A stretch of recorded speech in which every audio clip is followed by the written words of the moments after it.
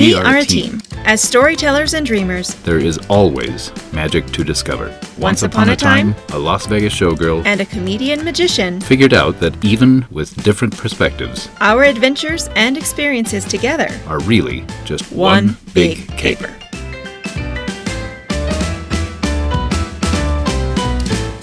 The other thing that Athena put on the list, which I also concede to, why is this another intervention? These are things that Athena sees wrong with me. This one I have to concede to be wrong with me, and that is the way I manage money. And I'll give an analogy. First of all, I don't have much, so it's easy to keep track of it. I should have managed my money over the years much better because I would have more as a result of discipline in that department.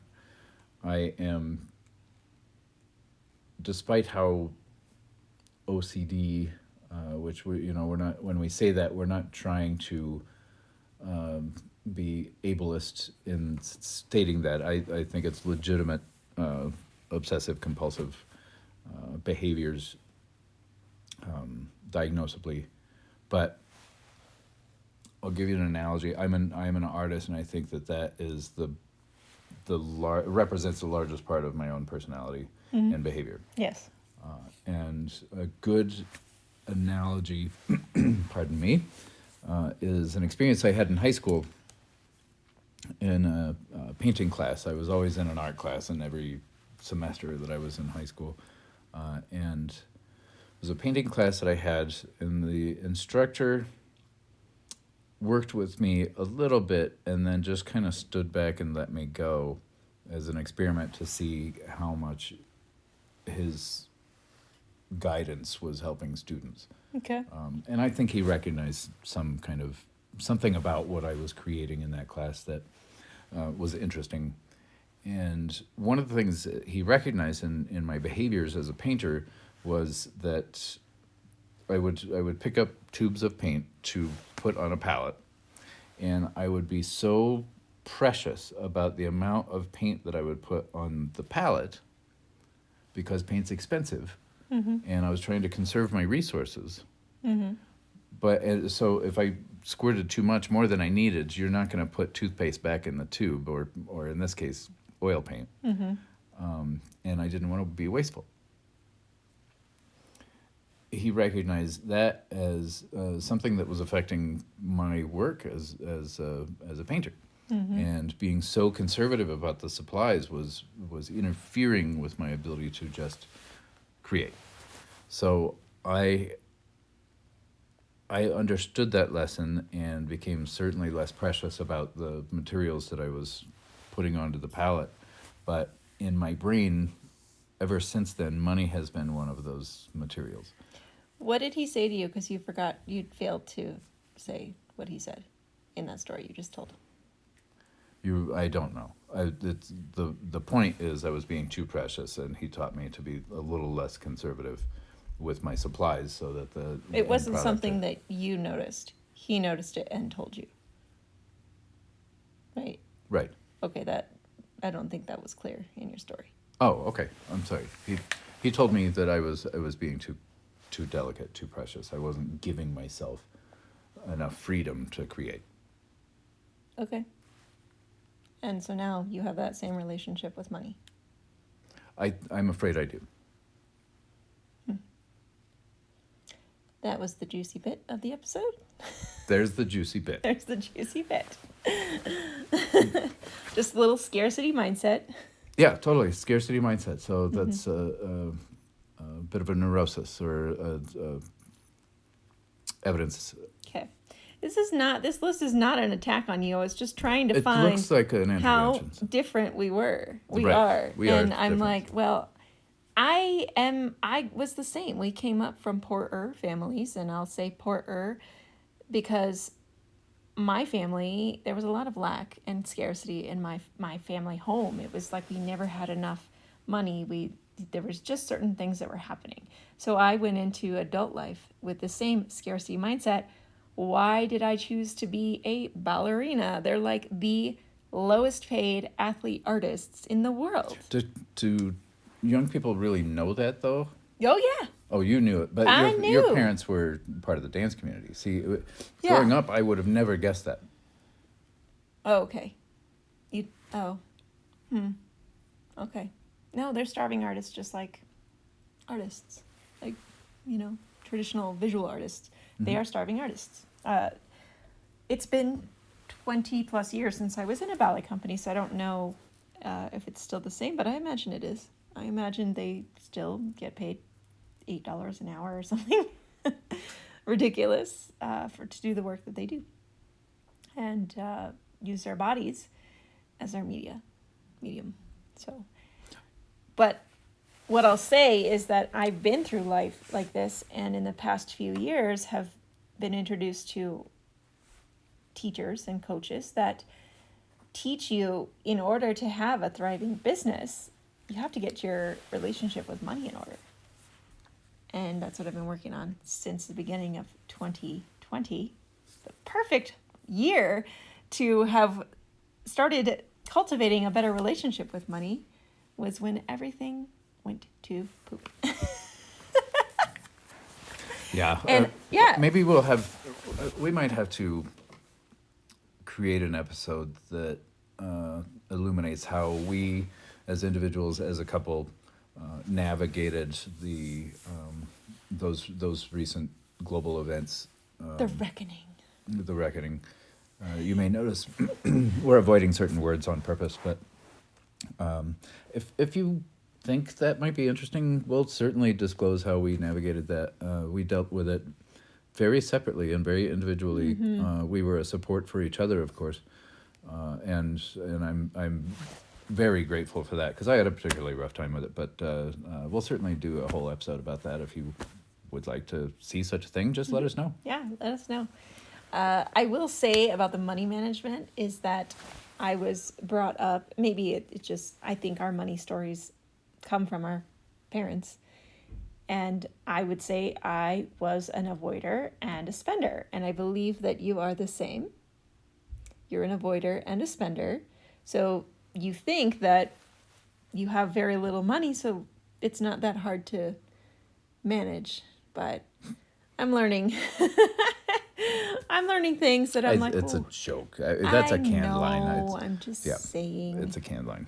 It's a canned line. Yeah. Okay. Canned lines, if you're unfamiliar, is just a pre-written, scripted response for a question that comes up a lot, and you think you're funny.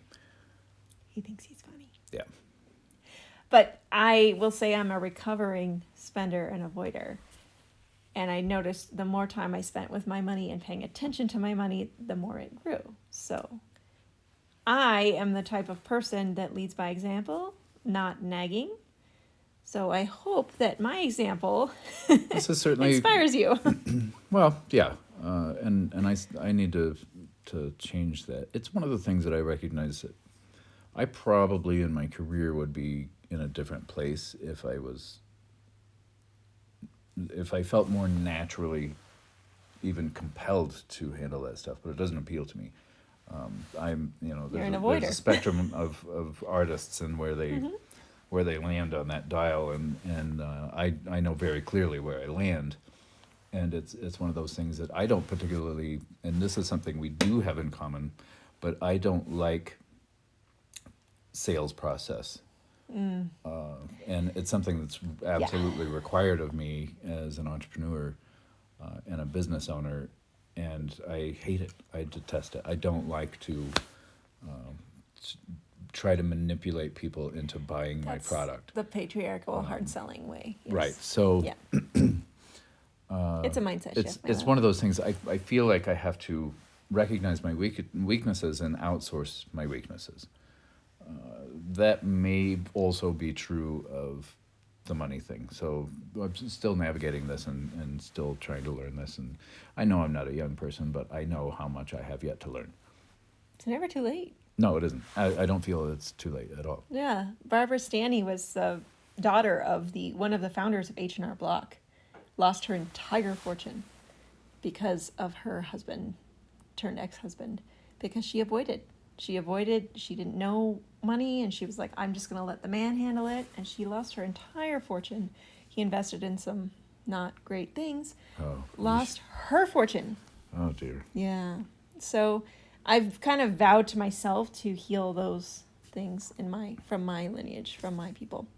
I suppose that is a reasonable place for us to, full disclosure, the structure of our relationship does not include the pooling of resources. No, we share responsibilities for running and maintaining a home. We share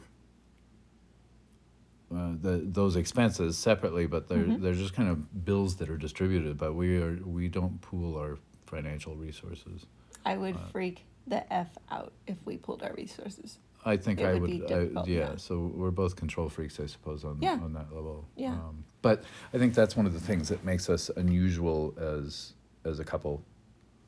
Oh yeah, committed, living together that's couple. one thing my parents were like, you should be, because my first husband, that's where I learned it, was you have your separate money and then you pool together what takes care of the house. And that's what we did. We bought a house. I bought a house, my first house, when I was 20 years old, and lost that house in the divorce. Eye roll. Anyway, the rule was, this was your responsibility to put into the pot of the home, and whatever you had left, you can do whatever you wanted with. Unfortunately, I wish I would have been better about and known more about investing and all of that, and I probably would, That's a whole other Yeah. episode. Yeah, we can That's a cut big some one. of this out. Even. That's a big one, It's because little I have ridiculous. my observations about that kind of thing too. So Yeah. maybe that's a future episode. Yeah. How money Sticking affects to your relationships. list. I'm sorry. My list. Yeah. What did you say last? I said that just, yeah. Oh. Another episode. Another episode, yes. This is a fairly recent. I don't know. I don't know when this changed for you. I can go back, but it's been a couple of years. About a year and a half, yeah.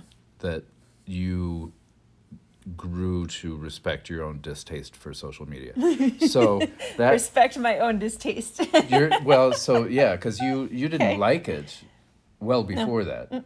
Nope. But you finally committed to eliminating that from Yes. your life. From my life, yes. And respectably.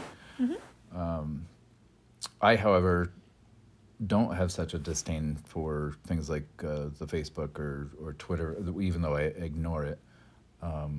I really don't. I don't have such a distaste. I recognize where they are data farms. Okay. I recognize where I'm upset with the idea that it does manipulate news. It is a medium that can be controlled, and that part's definitely scary. There's a lot of Big Brother stuff. I also recognize that a lot of the paranoia that surrounds it is conspiracy theory. I recognize that as an individual, myself, we're not that interesting, and they're not recording everything we're saying because we're not that interesting. Unless you're on some kind of do not fly list, then you might be a little more interesting to them. But largely, I don't think. I think it's silly on an egotistical level for people to have the paranoia that Facebook is recording everything that they're doing and saving that, because it's Yeah. That's not my biggest beef with social media, by the way. I understand that we're Okay. going to get to your beef, and I totally respect it. That's why I said it's a respectable decision to commit to your getting Okay. rid of social media. I also recognize the magic of it. Yeah. And I will acknowledge that I haven't been especially happy with how easy it is for people to find and reach me. There have been a few instances where people I was for years able to avoid have been able to just find me and reach me on the internet. And I appreciate the block feature as much as anything else. Wow. Yeah, so that's happened on a few occasions. But we're taking. It wasn't luck. It's an amazing tool that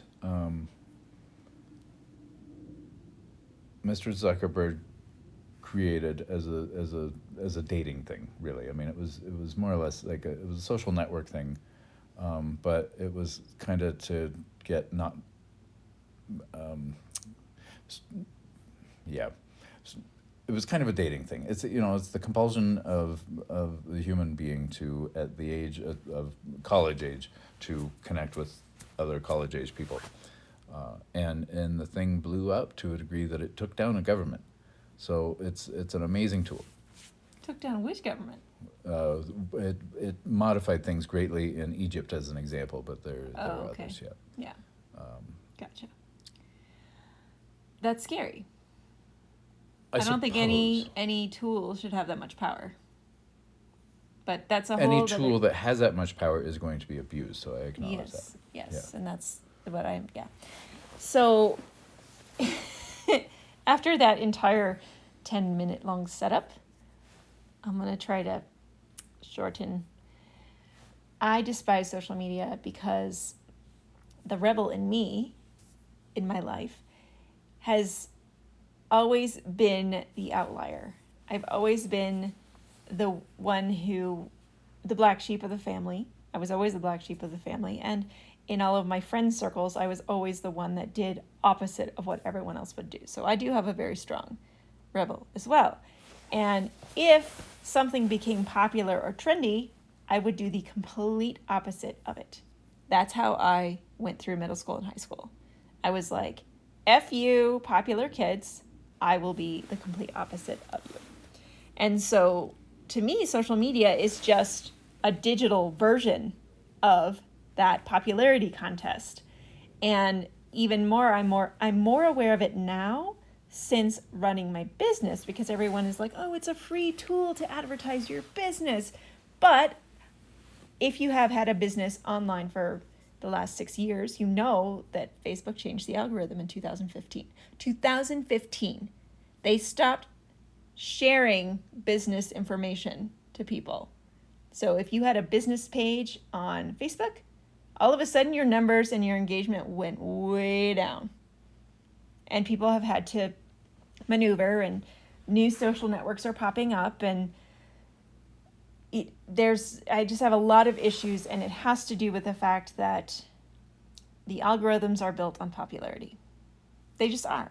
So if a post looks, they don't say it's a popularity contest. They show the posts that get engagement because those are the posts people want to see. And I share posts that I think will help people. I shared a post about a friend of mine started a group, a nonprofit that is trying to introduce diversity in arts into schools and to integrate those things. And 2 people saw it. 2 people liked it. Nobody commented. That's something people need to know about. I don't think people need to know about what somebody ate for lunch or breakfast or, those kinds of things. I'm a deeper person, and those kind of superficial things, I'm just like, what? I never share that stuff. Like, ever. I do take pictures of my food, but I don't share it on social media. No one needs to know what I ate for dinner. Mm-hmm. Like, that's not going to make their lives better. That's kind of what I'm about. I'm like inspiring people to make your life better. Mm-hmm. So social media is not a place for me because I have ideas about how the world can be better. And some of those ideas people aren't ready for. I recognize that. I also recognize how frustrated that your business is, how frustrated you get with the fact that the businesses that you are currently running are suffering from non-social media. Yeah. 780 Instagram followers and 30 people, because you have analytics, 30 people see my posts. Right. Why? No, I completely understand that. And the only time, sorry, I'm going to interrupt myself because I'm still talking. The only time I saw a boost into like double that number, maybe 60 people saw it, was if I was half naked in a burlesque costume or something. And I'm like, what the F, people? I'm not just this. The camera was invented for taking naked pictures. Yes, I know. Anyway, I quit social media. I still am on Facebook, but that's because it's the way I connect with the old show people. And interview like them. I said, I do respect that you quit using. I quit social Instagram. media. I closed my account. And I will tell you that this is part of the reason I was inspired earlier, at the end of the last episode. When I saw this on the list, I thought, okay, I know where this is going to go, because this is clearly a hot button topic. So that is why I cut this into a two-parter. And we're already double the time. Yes. Well, this is... We're at double the time now. Yeah. So this is a longer episode, but that's the reason that I predicted maybe we'll make the last one short and this one we're going to make longer, because it's a hot button topic. So that is one of the major differences, and we will probably talk again about social media. Okay. Sure. You have it on there? No. Kind of. So Just so, if you're keeping track, I have 8 new episodes. I knew this would happen, and it's terrific, really, because that helps us continue to build content. We do still want to hear from you. Yes. We don't mean to, we get to a point that we're passionate about a topic, and I feel like all of a sudden we're excluding our audience and just talking to each other. So forgive us for that.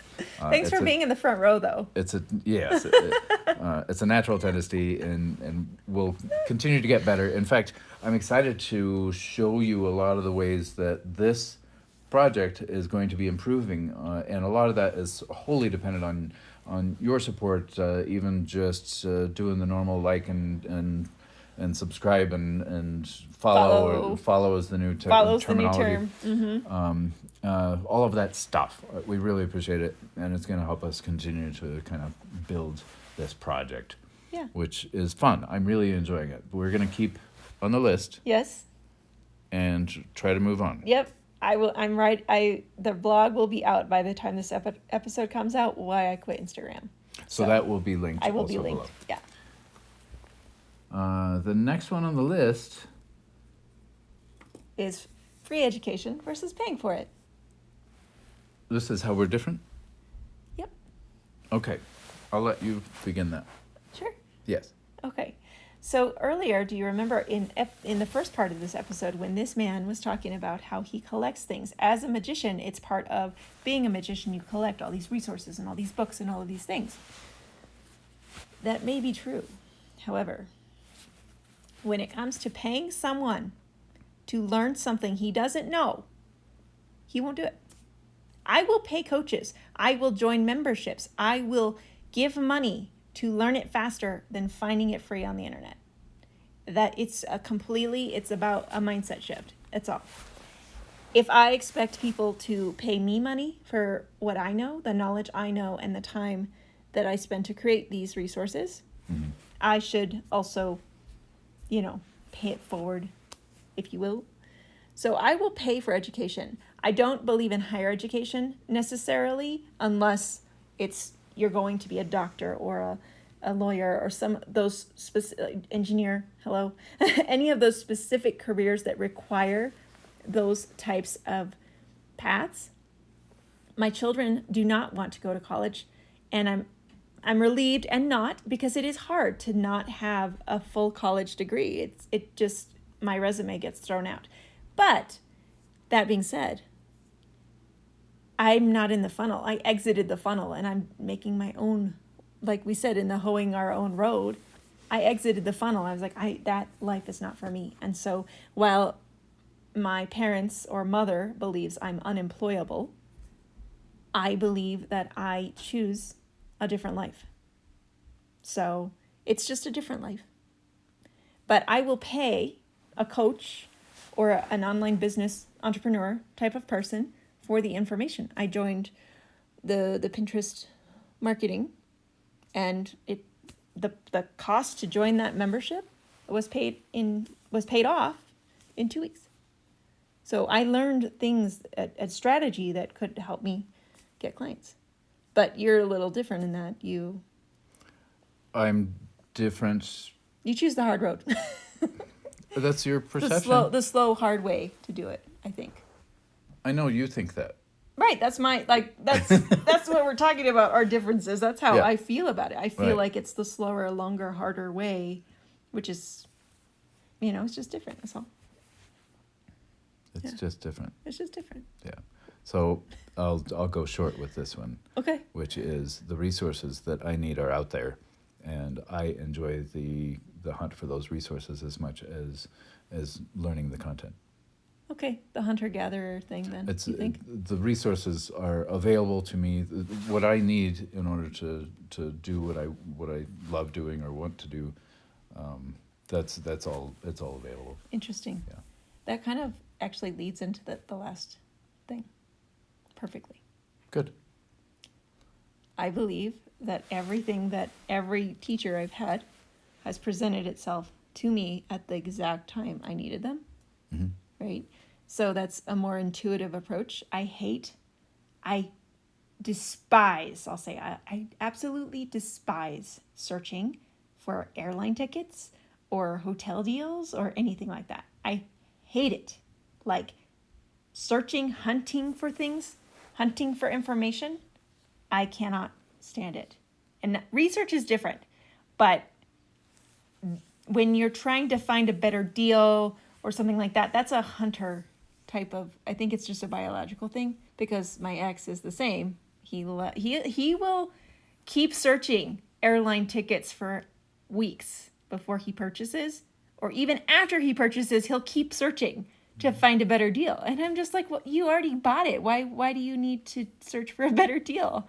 You know, and I guess it's There is a point. Yeah. I may take up space somewhere in between those two Yeah, for parts sure. of the spectrum Yeah. because there's a time where I recognize that time is money to some degree. Time is valuable, that's yeah. where I am on the education. But Right. then I let things come to me, and that's where I'm more woo, and you're not.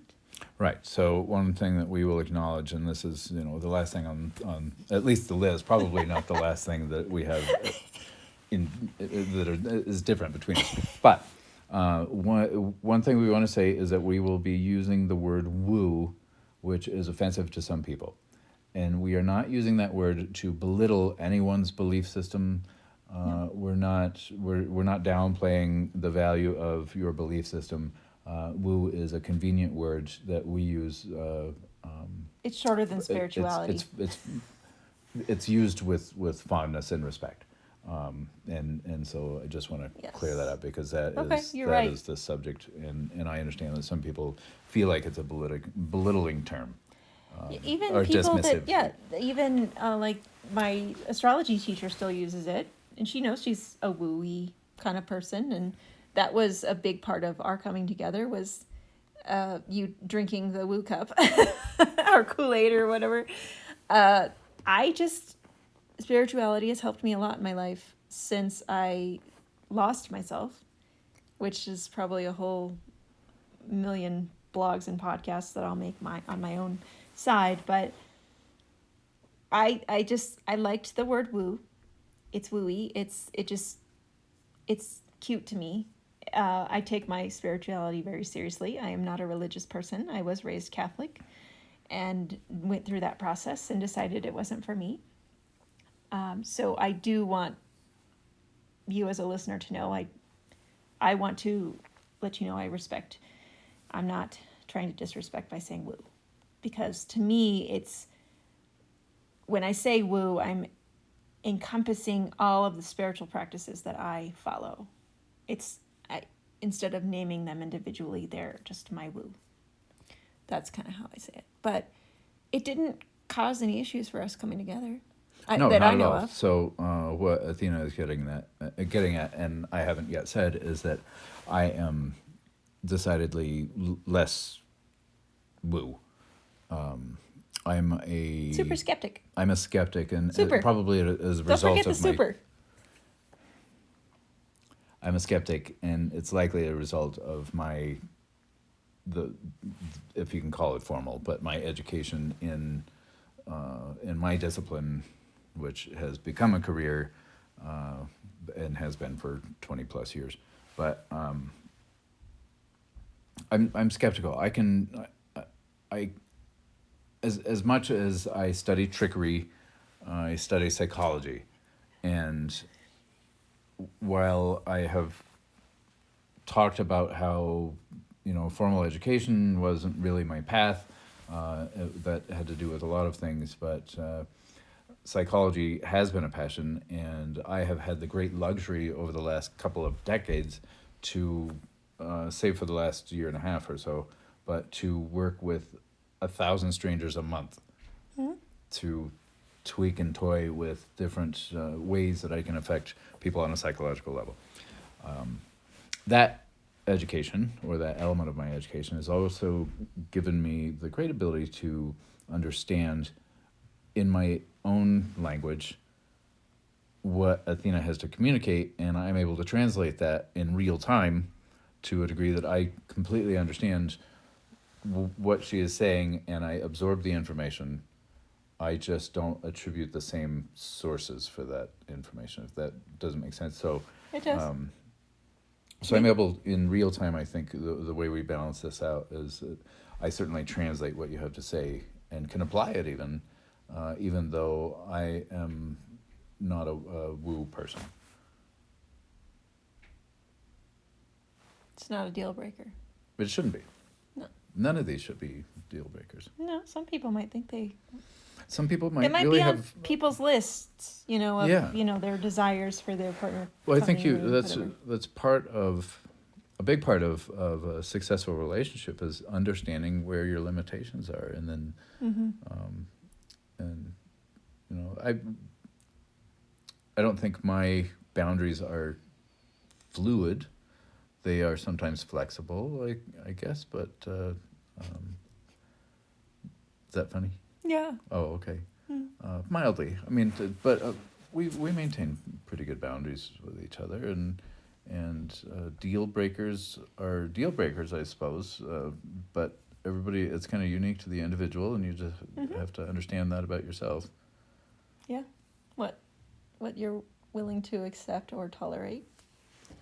And acceptance, I think, is a better word than tolerance. In a relationship, if you find that you're in a relationship and you're tolerating your partner, that's not a good place to be. Right? Yeah. Yeah. We've both been there. We have both been in those situations, yeah. And it would be, in retrospect, it would be a tragedy to still be in some of the situations that we've been in with partners. So I think that was one of the ways that we respected ourselves is understanding that certain relationships had run their course. Yep. We got our lessons, and it was time to move. Yep. So thankful for that, and thankful for the lessons. Yeah. Because that contributed to a happier life. For sure. And relationship. Yep. Yeah. I think that's a good way to end it. I think so too. Thank you very much for joining us. We're going to do this again. Our next topic is not going to be quite so I don't know, spicy. Something. Yes, it will. Oh, yes? Oh. I misread the list. Join us next time. We're enjoying ourselves, and the fact that you are joining us every time for this. Thank you so much. Thank you. Bye.